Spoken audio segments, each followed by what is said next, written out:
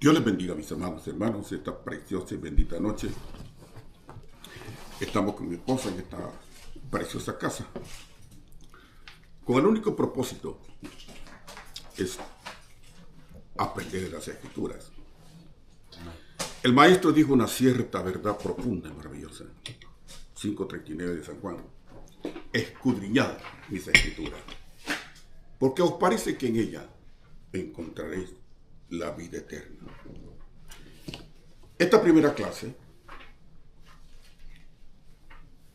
se denomina uno de los fundamentos teológicos de la palabra de Dios. El estudio sistemático de la teología es aprender a exhibir, ¿verdad?, a consolidar y a mantener nuestro propósito y la fe en el Señor. Ahora, ¿por qué es interesante estudiar la teología sistemática? Porque el conocimiento provoca madurez espiritual. Pablo, en el capítulo 5 de Hebreos, dijo estas palabras. El apóstol Pablo dijo esta verdad con un solo propósito: de revelar el crecimiento que debe de existir en la iglesia de hoy. Porque el conocimiento solo cumple un propósito: madurez espiritual. Y cuando la madurez espiritual llega a la iglesia del Señor, entonces quiere decir que estamos creciendo, porque es un factor interesante en nuestra vida espiritual para que podamos comprender y entender quizás los propósitos de Dios. Nunca se puede entender el plan de Dios si no crecemos en la madurez espiritual. ¿Por qué, pastor? Podía hacer la pregunta. Porque Dios no puede confiar a un ministerio a un hombre o a una mujer si no existe el conocimiento de madurez espiritual. ¿Por qué? Porque es una responsabilidad llegar o llevar el compromiso del plan divino de Dios. Capítulo 5 de Hebreos. Amén. Esto es interesante. Fíjense lo que dice aquí. Verso 11. Vamos a leer del verso 11 hasta el 14. Miren lo que dice. Acerca de esto, tenemos mucho que decir y difícil de explicar, por cuanto os habéis hecho tardos para oír. Porque debiendo ser ya maestros después de tanto tiempo, tenéis necesidad de que se os vuelva a enseñar cuáles son los primeros rudimentos de la palabra de Dios. Y habéis llegado a ser tales que tenéis necesidad de leche y no de elementos sólidos. Le explicó a los hebreos. Pero él dijo algo interesante en este principio. Y todo aquel que participa de la leche es inexperto en la palabra de justicia, porque es niño.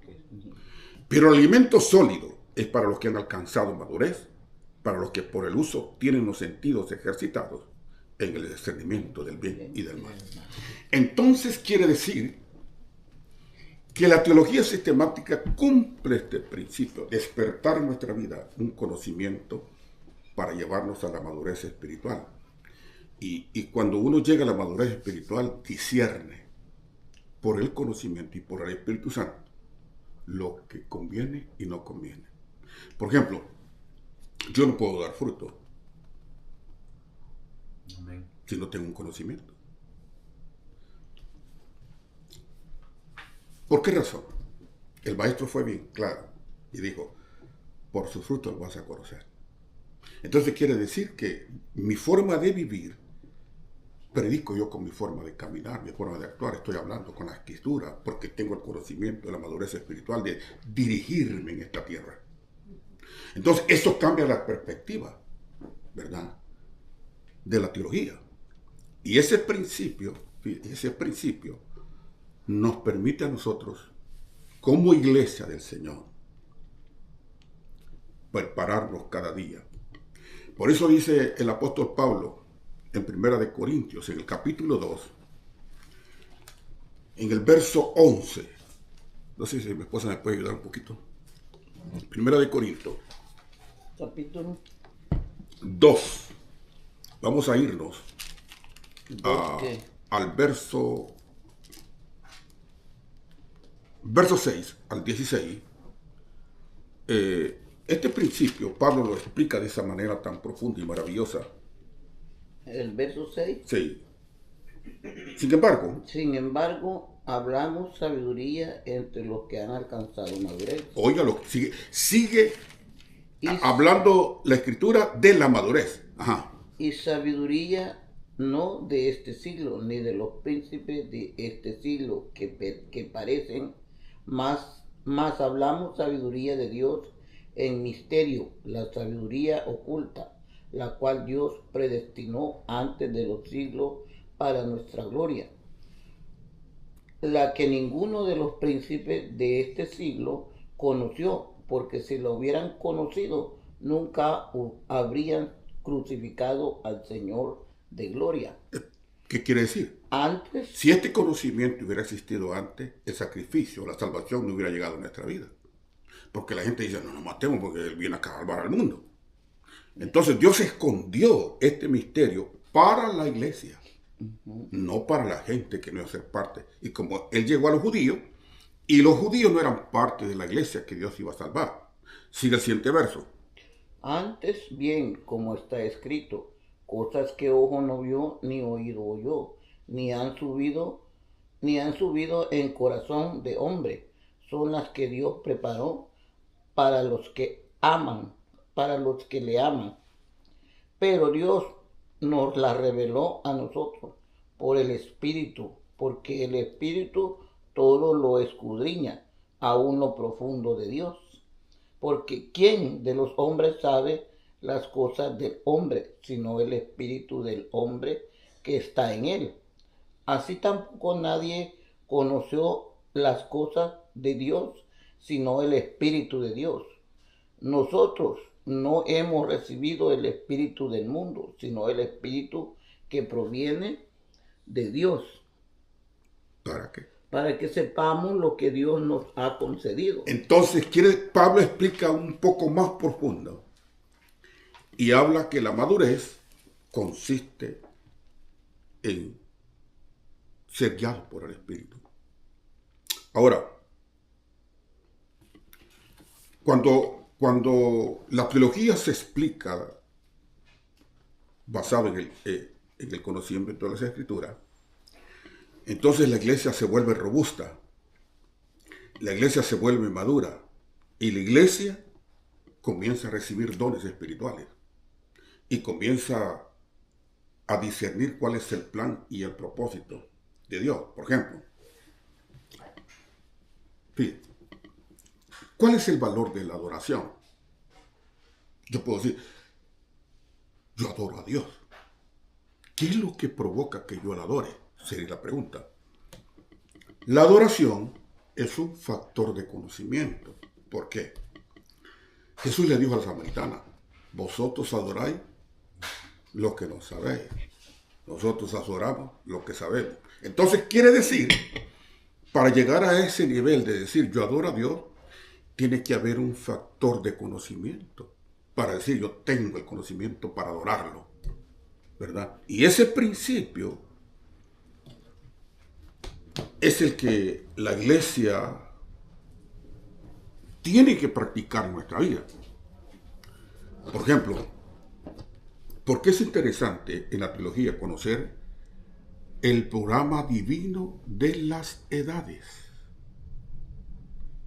¿Por qué es interesante este principio?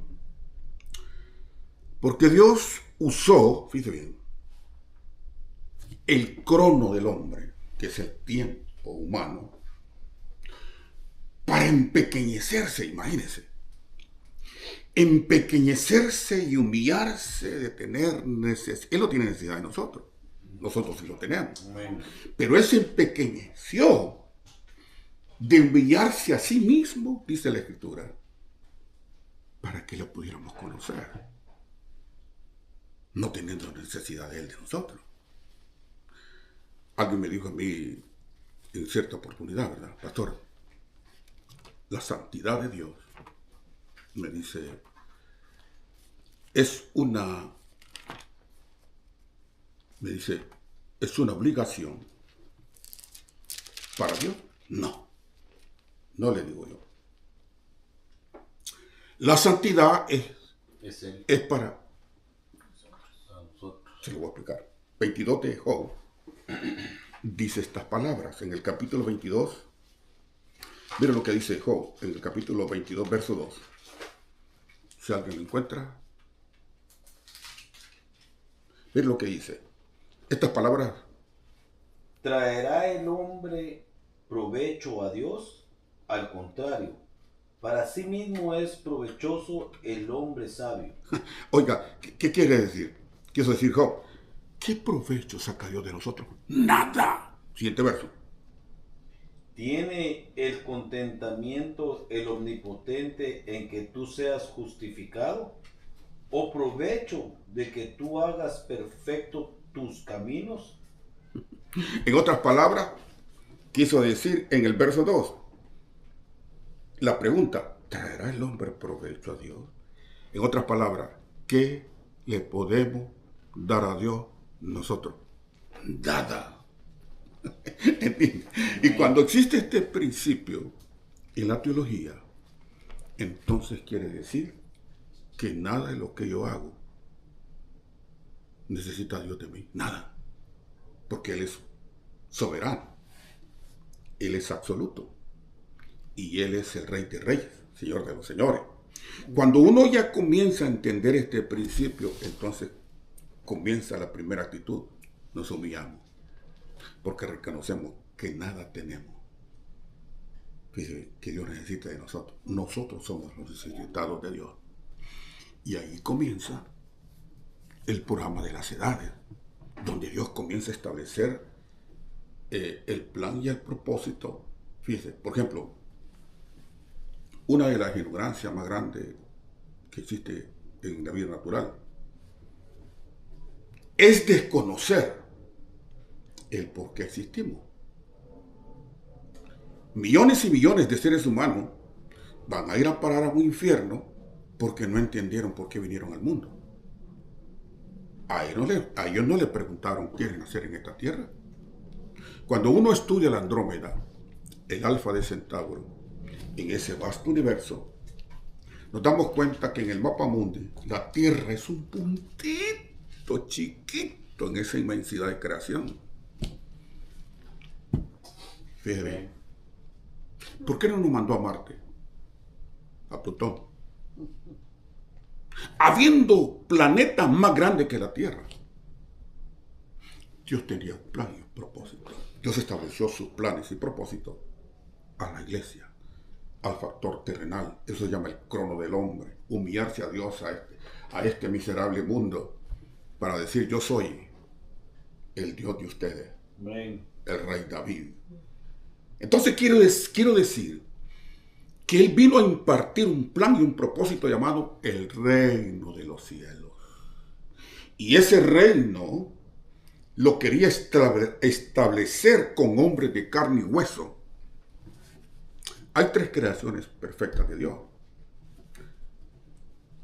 La creación angelical, que tiene fases, ángeles, arcángeles, querubines, serafines. Cuando uno estudia, llegamos al estudio de la creación angelical, nos queda bobo. No somos nadie nosotros. En otras palabras, en esa inmensidad de creación, ¿qué somos nosotros? Somos un narcito miserable. Pero a ellos no se les reveló, se reveló al pedazo de tierra. Y ese principio, hermano, quiso establecer Dios. Cuando uno estudia las edades, por ejemplo, la creación angelical, la creación vegetal, la creación animal, la creación humana. Entonces uno va estableciendo los principios creativos de Dios y valorizando el por qué y para qué y por qué existimos. Cuando ese principio llega, entonces uno valoriza la vida que tiene. Por ejemplo, yo siempre digo, los grandes suicidios que existen en el mundo son provocados por la ignorancia del valor de su existencia. La gente no haya que hacer, se quita la vida, no siendo ellos mismos, dueños de sí mismos, ¿verdad? Entonces, ¿por qué existe tanto suicidio? Porque el diablo penetró tanto en la mente del hombre que transformó los pensamientos. Por eso que por eso que en la creación humana, en la dispensación de la gracia, existe una demanda. 12.2 de Romanos. Existe una demanda.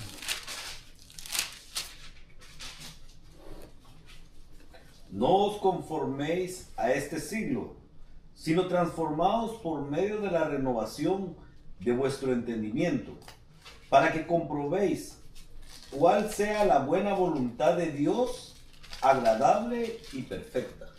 Entonces, aquí comienza.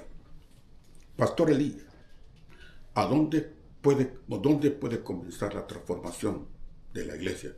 En la mente. Cuando logramos la mente ser transformada, se comienza a estructurar, fíjate bien, el mundo sobrenatural en nuestra vida. Porque es aquí, el cerebro es el que recibe la voluntad propia. Y entonces, no podemos hacer la voluntad de Dios si la voluntad propia no se humilla a la voluntad de Dios. Por eso dice Pablo, no os conformáis a este siglo, sino transformaos por medio de la renovación de vuestro entendimiento, para que comprobéis cuál sea la buena voluntad de Dios, agradable y perfecta. Entonces, aquí viene. Entonces, uno, ¿cómo mi mente va a ser transformada? Cuando yo descubro el misterio de la voluntad de Dios.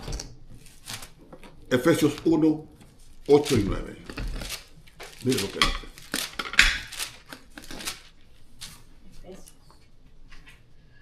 Efesios. Vamos a leer del 8. Efesios 1, 8.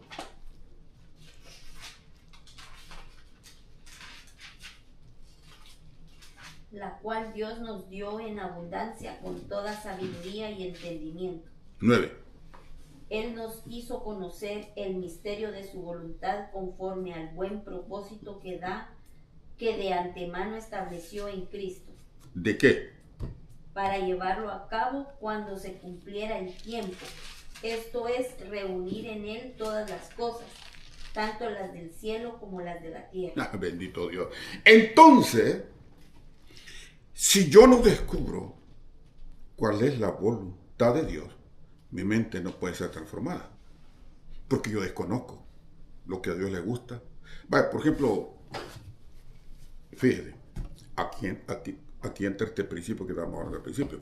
Cuando desconocemos la teología sistemática, queremos imponer nuestra forma humana, no la divina, porque no desconocemos lo que está escrito, ¿verdad?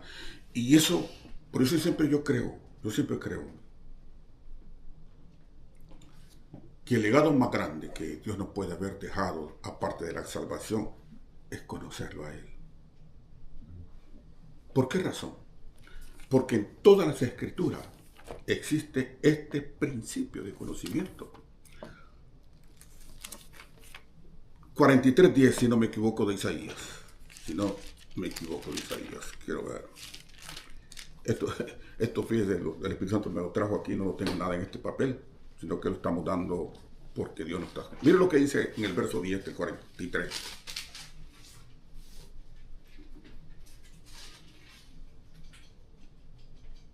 Vosotros sois mis testigos, dice Jehová, y mi siervo que yo escogí, para que me conozcáis y creáis y entendáis que yo mismo soy antes de mí no fue formado Dios, ni lo será después de mí. Entonces quiere decir que existe un principio, que lo conozcamos, que creamos y lo entendamos. ¿Cuál fue las palabras que fulminaron el último mensaje de Jesús? Mira, ¿cuál fue las palabras que fulminaron? 17, creo, de San Juan, verso 3.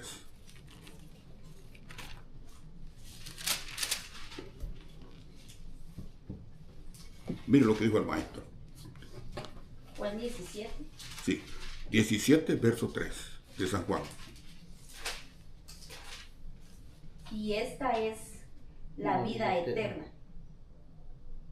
Y esta es la vida eterna, que te conozcan a ti, el único Dios verdadero, y a Jesucristo, a quien tú has enviado. Entonces si esta pasión no existe en nuestra vida, yo no puedo conocer a Dios, nunca. Porque Dios se va a revelar al que Él quiere conocerlo.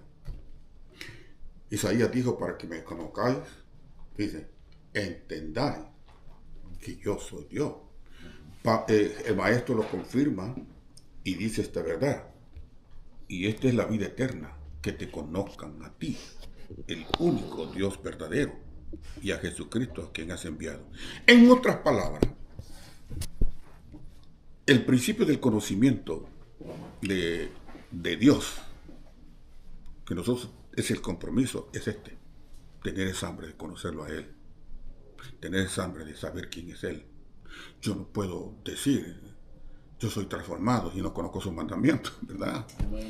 Entonces, la libertad en el Espíritu consiste cuando yo entiendo cuál es la voluntad de Dios. Yo soy libre porque yo conozco la voluntad de Dios. ¡Ay, santo! Soy libre, ¿entiendes? Entonces, son principios espirituales que la teología sistemática nos enseña a nosotros, ¿verdad?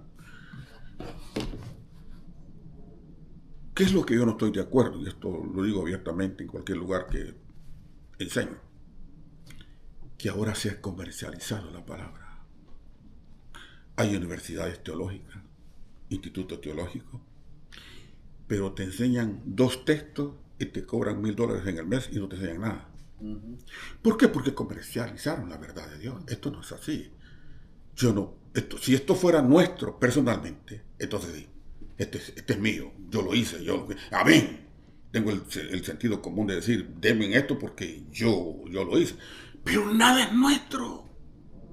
Todo lo dio Dios para beneficio de nosotros mismos.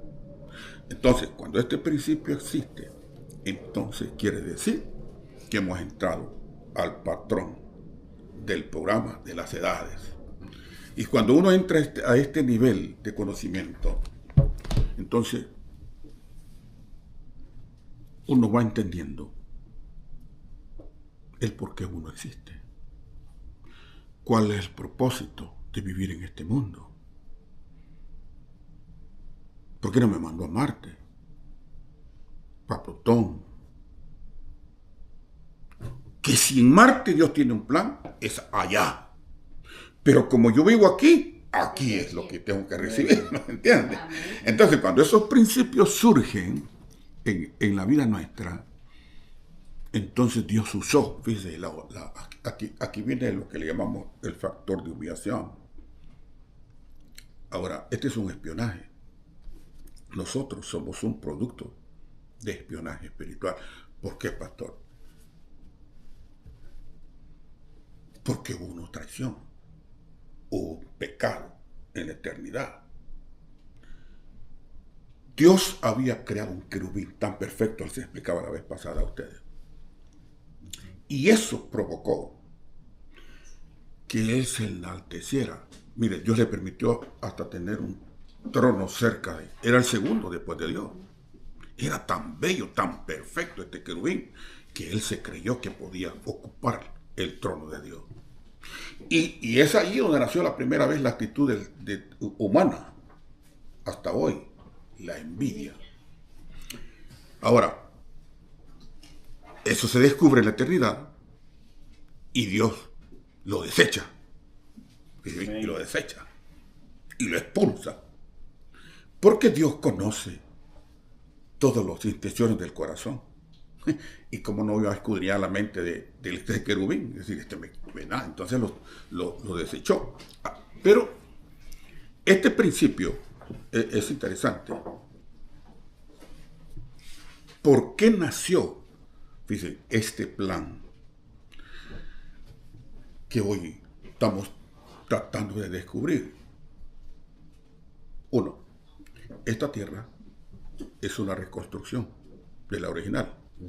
La original que existía de esta tierra, vivían seres diferentes a nosotros.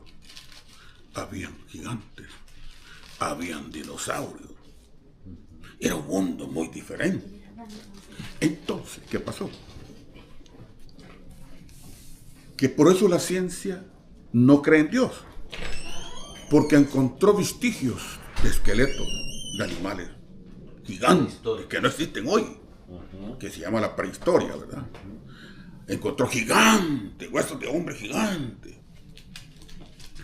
Cuando Dios expulsó a Satanás de la eternidad, él venía enojadísimo porque fue expulsado de la gloria de Dios y se desquitó con esta tierra y la hizo pedazos y destruyó todo lo que existía. Entonces, él se vino con miles y miles de ángeles que traicionaron el plan divino de Dios de la eternidad. Ahora, este plan de nuestra creación solo podía haber un motivo. Dios dijo, este ser que he creado es tan perfecto, tiene tanto poder, que puede destruir mucha creación mía, porque no había un querubín tan perfecto como él, tanto poder. Entonces, de ahí nació la idea. Hagamos una creación poco menor que los ángeles.